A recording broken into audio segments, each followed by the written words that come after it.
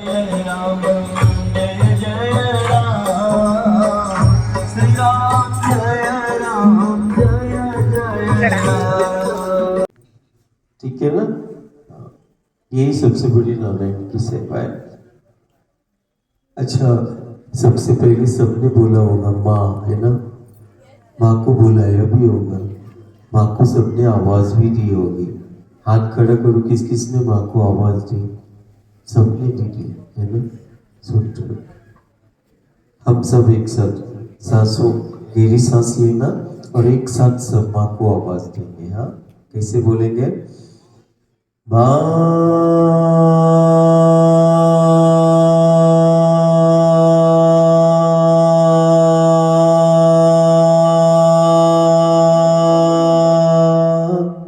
गहरी सांस लेना, है ना? सांसों का एहसास करना भी साधना है ना? और साधना सबसे बेहतर जीवन के लिए, साधना ध्यान सबसे बेहतर जीवन जीने के लिए, और सबसे बेहतर जीवन को यदि बनाना है तो हमें ध्यान साधना में भी हमें मन लगाना है ना? तो सांसों का लेना भी, सुबह सुबह बड़ी गहरी सांसों को लिया करो, है ना? और आराम से छोड़ा करो, है ना? और माँ को थोड़ा आवाज दो। कैसे?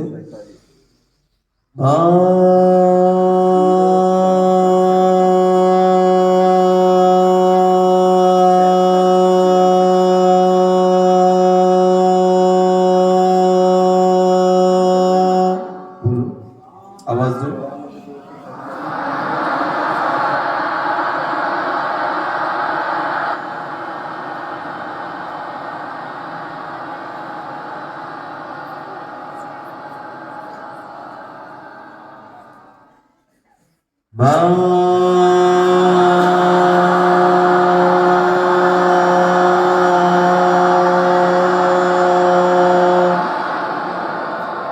जब हम माँ को आवाज देते, माँ देखती है ना? और बार बार यदि माँ को आवाज देते तो माँ हमारे पास आती है ना? है ना? सब माँ से मिलते हैं, मिलते हैं। माँ किसको बोलते हैं? मम्मी को, जन्म देने वाली को।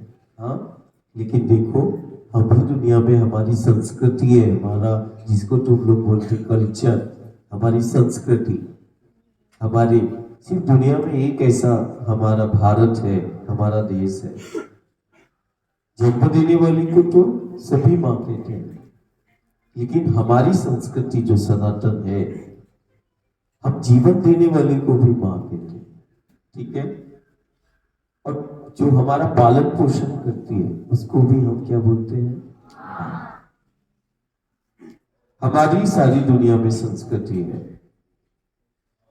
दुनिया हमारी ओर देखती है कि इस भारत के पास ऐसी कौन सी शक्तियां हैं जो इसको भयमुक्त जीवन प्रदान करती है। कितना विश्व के अंदर संक्रमण और आपदा है, तुम लोग देखते होंगे कितना भीषण आपदा संक्रमण काल चलता है, आपदाएं आती है।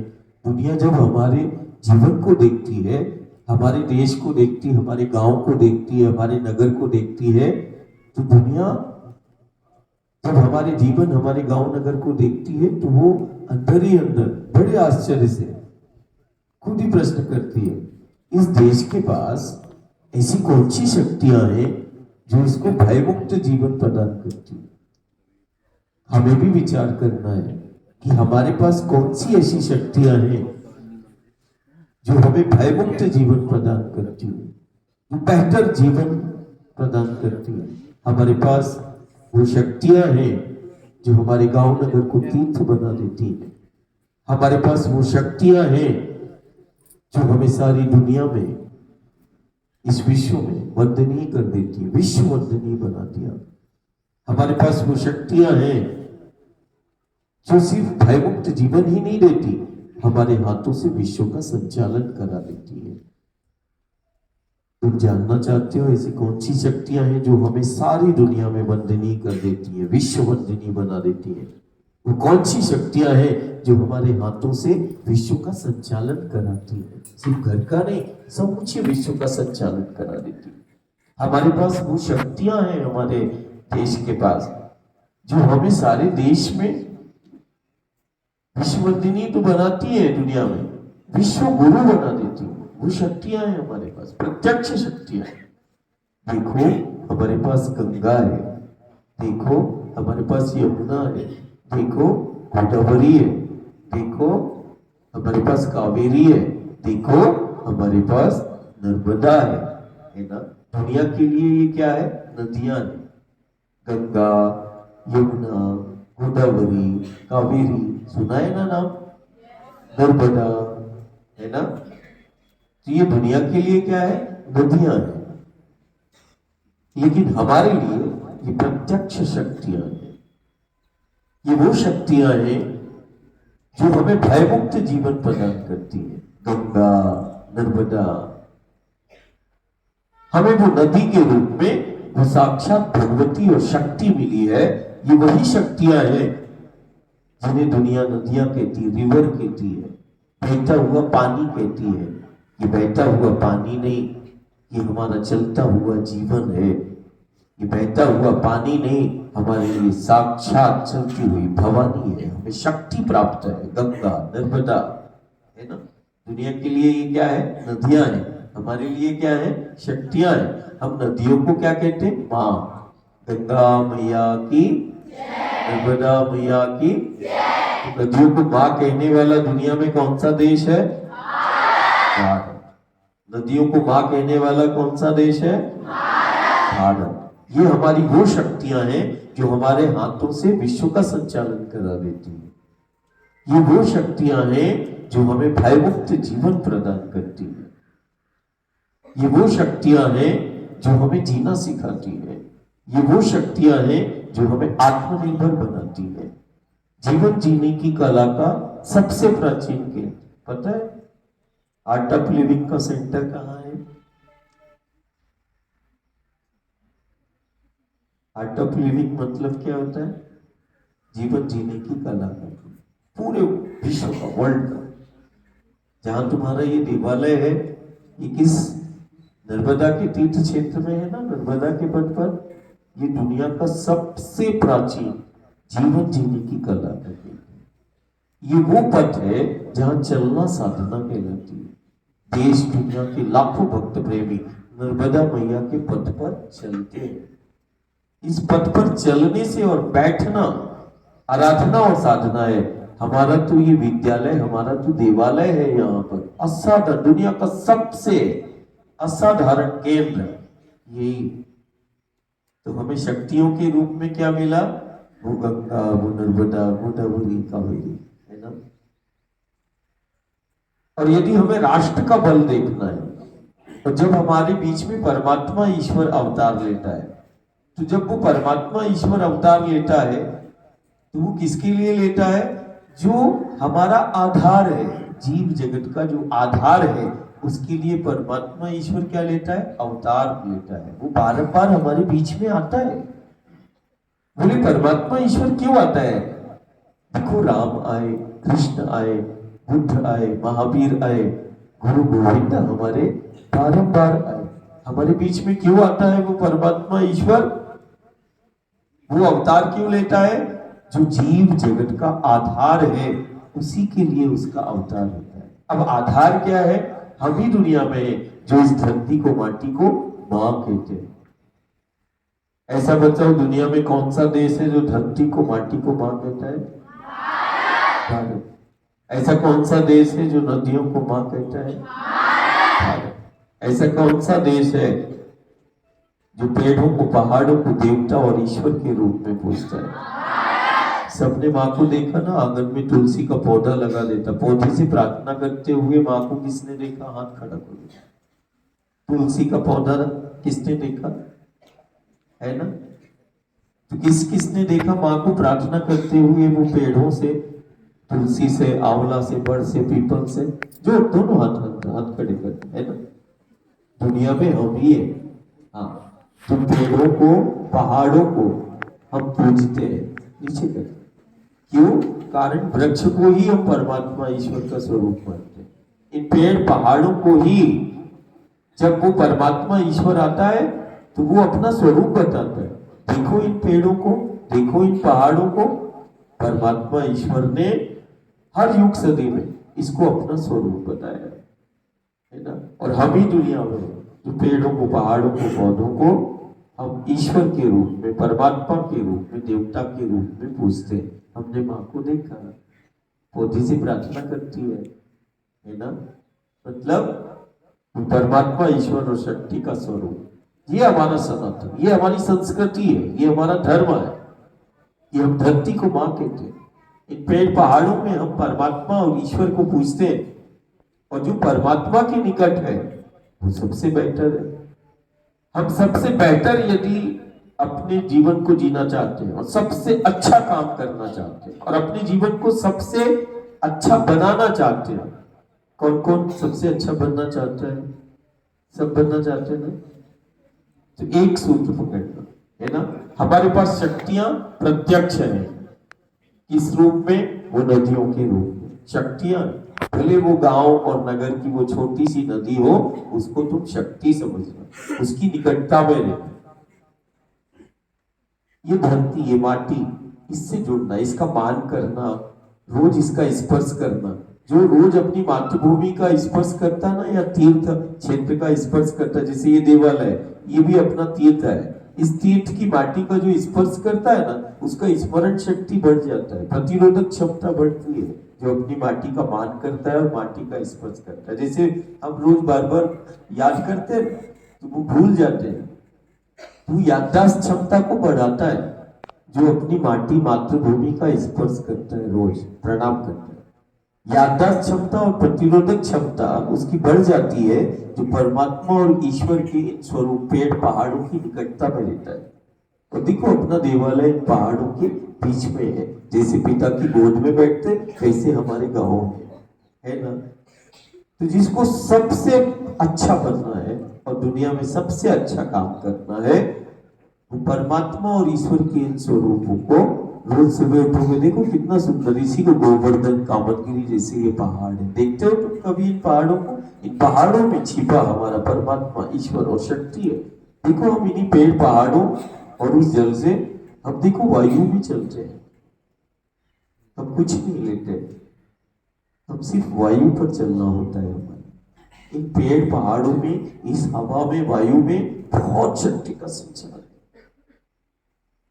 और जो परमात्मा ईश्वर के समीप है वो सबसे अच्छा है।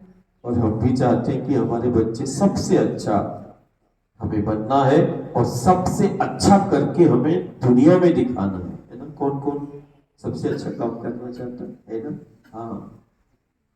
और हमारा तो राष्ट्र, उसको माता का दर्जा ही प्राप्त है ना। अपन क्या बोलते? भारत माता की। कभी तुमने सुना चीन माता, जर्मनी माता? किसी राष्ट्र के आगे पीछे माँ शब्द का संबोधन सुना क्या? जापान माता है ना। हंसी आती अंदर से बहुत है। अपन जैसे बोले चीन माता, जर्मनी माता, ऐसे बोलते हैं, लेकिन अपन क्या बोलते हैं? भारत माता की। अपन बोलते वंदे।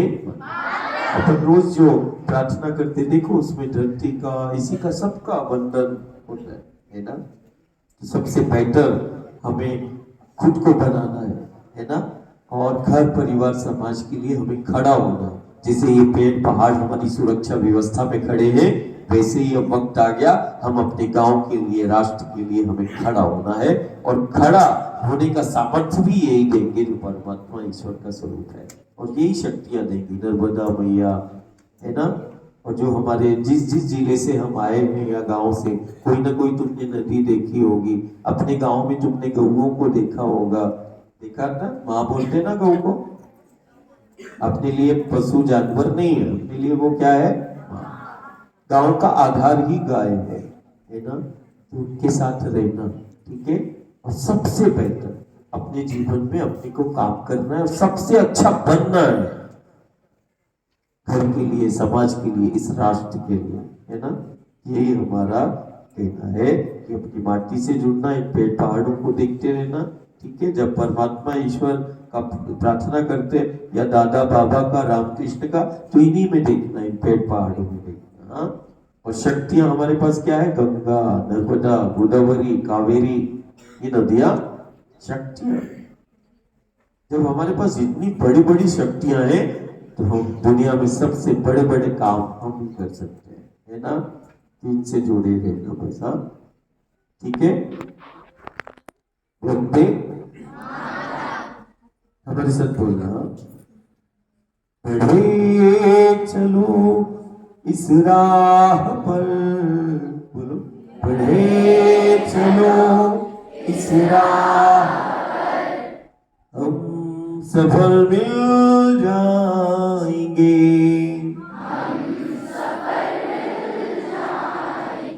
अब पूरा बोलना, बढ़े चलो इस राह पर, हम सफल मिल जाएंगे, बढ़े चलो इस राह पर, हम सफल मिल जाएंगे, फूल खिलते जाएंगे, घर घर महकते जाएंगे, फूल खिलते जाएंगे, घर घर महकते जाएंगे, बढ़े चलो इस राह पर, हम सफल मिल जाएंगे, है ना?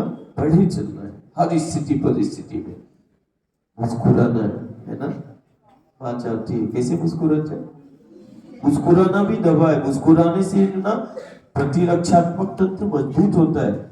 छोटी छोटी सी वो जो चीज वायरल होती है और जो है सर्दी बुखार जुकाम हो जाता है कहीं, वो बढ़िया रोज सुबह शाम अच्छा मुस्कुराया करो, हंसा करो बढ़िया। हाँ? और राम के नाम की, हरि के नाम की बढ़िया ताली बजाया करो, बहुत सारी व्याधियां दूर हो जाएंगी। सुबह शाम बढ़िया ताली बजाना है और बढ़िया नाम स्मरण करना है और बहुत अच्छा मुस्कुराना है। जैसे इन पहाड़ों को देखो ना, बढ़िया इनको देख के मुस्कुराया करो, है ना? और जैसे माता पिता से गले लगते हो ना, वैसे इन पेड़ों से आलिंगन किया करो, गले लगा करो, संचार होगा, यह तनाव कभी नहीं आएगा। और सबसे अच्छा हमारा और अच्छा परिणाम आएगा, भारत के मानचित्र पर नर्मदा के पथ का नवोदय एक अलग चमकता हुआ सितारा जैसे नजर आएगा, तारा नजर आएगा, है ना? ठीक है ना? तो मध्य प्रदेश में नर्मदा के पथ के जो देवालय है और शिवालय है वो दुनिया के सबसे असाधारण है। शिवालय भी और देवालय भी सबसे प्राचीन नर्मदा के पथ के, और वहां से भारत की मानचित्र पर देखो ये है। और जब वो अपने जीवन और अपनी सफलता को देखे तो वो इन पेड़ों को, पहाड़ों को, नर्मदा को, गंगा को, नर्मदा को, गौ को वो देखेगा कि इसकी सफलता का राज क्या है, इसकी प्रसन्नता का राज क्या है। तो वो हमारी माँ को, इस धरती को, माटी को देखेगा, नर्मदा को देखेगा, इन पेड़ पहाड़ों को देखेगा, विंध्याचल सतपुड़ा को देखेगा, है ना? इतना सक्सेस होना है, सफल होना है कि जब वो सफलता का आधार देखे तो फिर ये पेड़ पहाड़ दिखे, नर्मदा दिखे, ये धरती दिखे, ये माटी दिखे। बस हमारी यही प्रार्थना है, खुश रहो, आनंद से रहो। हाँ? ये तुम्हारे लिए पूरा समर्पण है, तुम्हारे अधिकार की बात आए, तुम्हारी प्रसन्नता की बात आए, सब है कि नहीं, तुम आनंद से हर स्थिति परिस्थिति में आनंद से रहना है और सबसे बेटर काम करना है ना? घर के लिए, राष्ट्र के लिए, हाँ? और दुनिया के मानचित्र पे आना चाहिए। और जब अपनी सफलता का वो कोई शोध करे ना और अपने जीवन को देखे कि इसकी सफलता का रहस्य क्या है, तो फिर उस सफलता के मूल में वो अपनी माँ को देखे, इस धरती को देखे, माटी को देखे, नर्मदा को देखे, पेड़ों को देखे, पहाड़ों को देखे, उस गौ को देखे कि देखो वो गुरु गोविंद कि वो आदर्श चरित्र में वो माँ ही है। हमारी सफलता, हमारी प्रसन्नता, हमारी संपन्नता में मूल आधार माँ ही है ना? ऐसा होगा ना? ऐसा सफल होना है। हाँ? वंदे भारत माता की जय। एक बार जोर से बोलेंगे, मैं बोलूंगा नर्मदे हर, आप बोलना जिंदगी भर। नर्मदे हर, नर्मदे हर, नर्मदे हर, दादा गुरु की जय।